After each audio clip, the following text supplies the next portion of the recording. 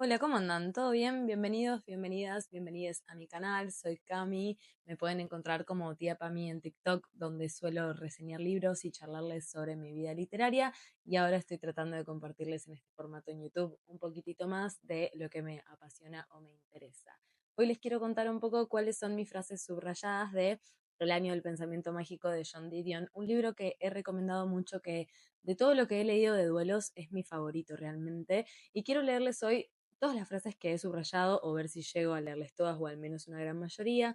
Puede llegar a tener algún spoiler, no lo sé, ustedes lo pueden ir investigando e ir viendo a medida que voy leyendo las frases y donde lo quieran cortar lo pueden cortar, pero los y las invito igual a leerlo hasta el final porque es un libro que, aunque sepamos algunas frases, vale la pena 100% leerlo. Arranco leyéndoles la contratapa, como suelo hacer siempre en mi canal, así tienen una idea general de qué se trata. Este libro memorable ha cautivado a millones de lectores en todo el mundo. En él, la escritora Joan Didion, una de las autoras norteamericanas más prestigiosas del finales del siglo XX, narra con una fascinante distancia emocional la muerte repentina de su marido, el también escritor John Gregory Dunne.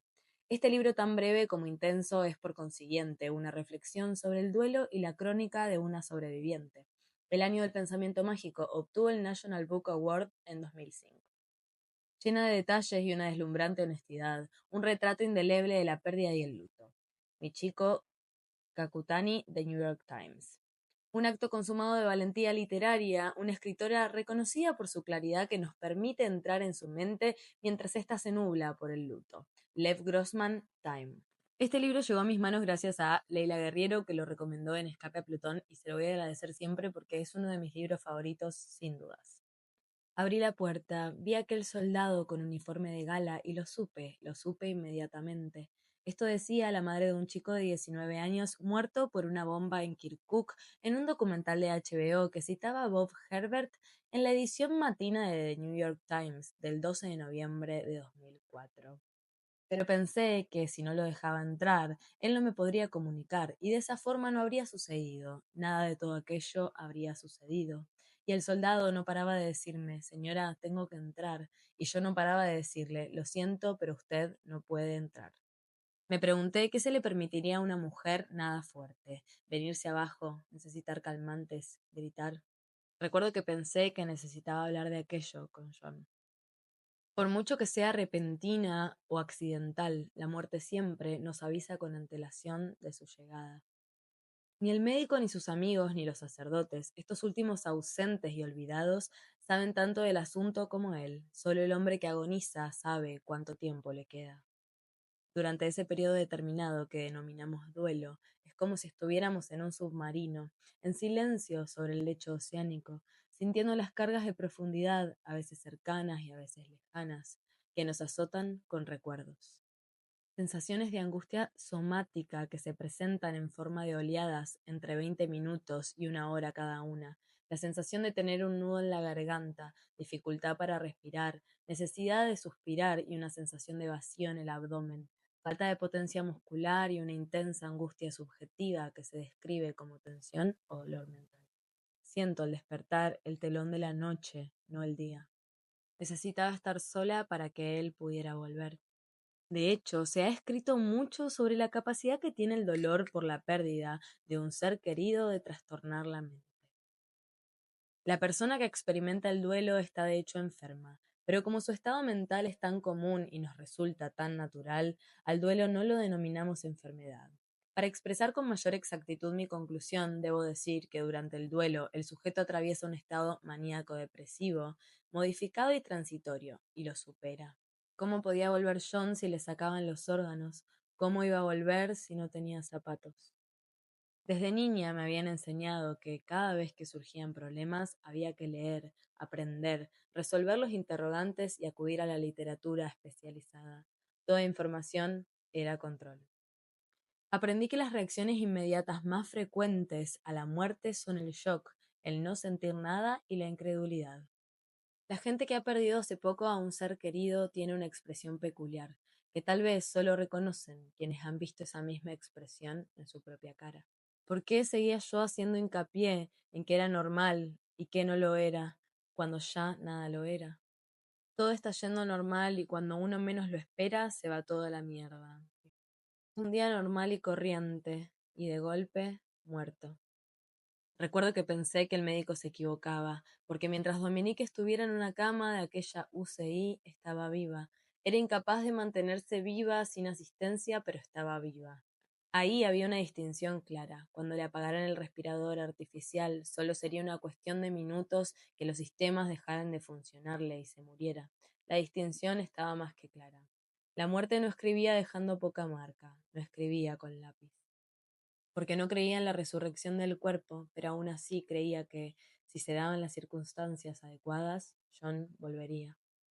Tu respuesta tendría que ver con el hecho bien conocido de que la rabia crea culpa y viceversa.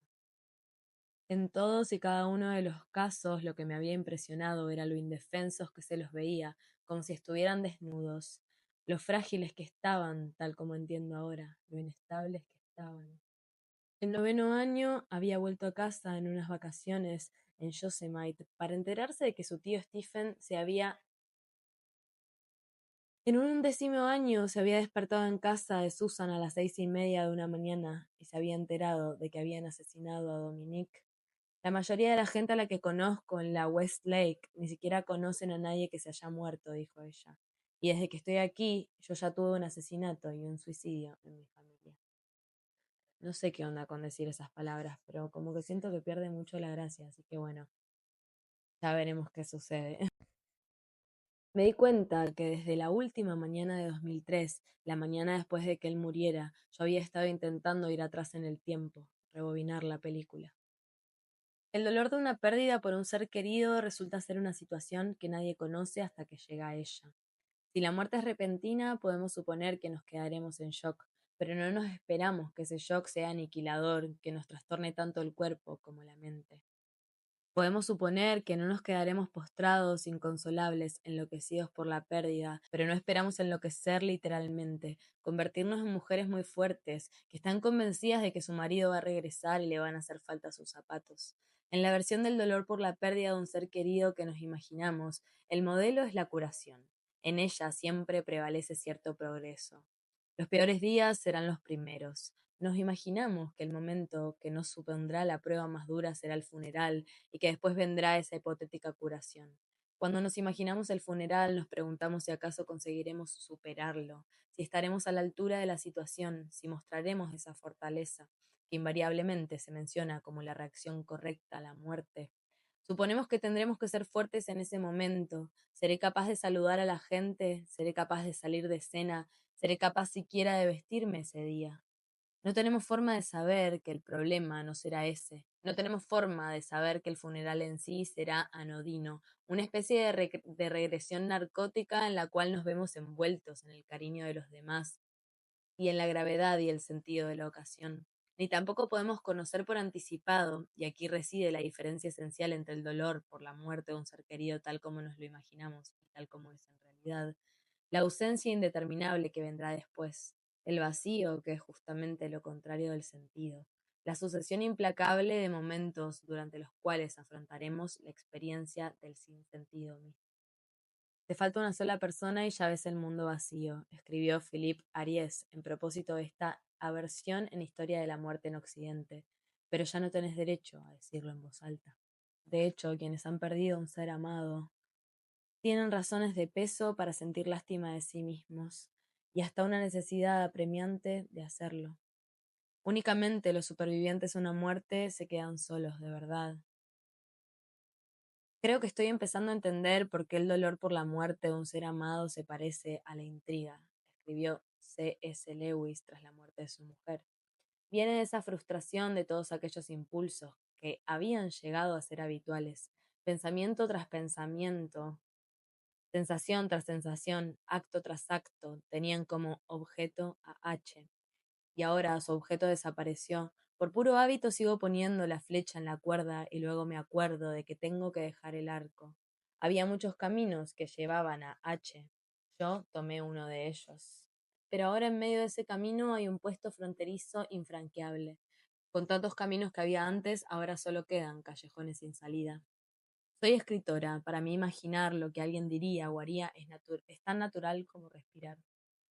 Somos seres mortales imperfectos, conscientes de esa mortalidad incluso cuando la apartamos a empujones, decepcionados por nuestra misma complejidad tan incorporada que cuando lloramos a nuestros seres queridos, también nos estamos llorando a nosotros mismos, para bien o para mal, a quienes éramos, a quienes ya no somos, a quienes no seremos definitivamente un día. El tiempo es la escuela donde aprendemos. Mientras rememoro esto, me doy cuenta de lo abiertos que estamos al mensaje persistente de que podemos evitar la muerte. La locura se está alejando, pero no hay ninguna claridad que venga a ocupar su lugar. Sé porque intentamos mantener con vida a los muertos. Intentamos mantenerlos con vida para tenerlos con nosotros. También sé que si queremos seguir vivos llega un momento en que tenemos que dejar ir a los muertos. Dejarlos ir, dejarlos muertos. Las guirnaldas se ponen marrones, las placas tectónicas se mueven, las corrientes profundas avanzan, las habitaciones se olvidan. Bueno, eso fue todo lo que subrayé de El año del pensamiento mágico de John Didion. Se los recomiendo muchísimo, es un gran libro, a mí me llegó al corazón y me acompañó muchísimo en grandes etapas, principalmente en momentos en los que me sentía bastante sola con respecto a los duelos. Se los recomiendo mucho y si tienen libros para recomendarme de la temática duelo, más que bienvenidos y espero que hayan disfrutado un poquito de esta lectura. Les quiero.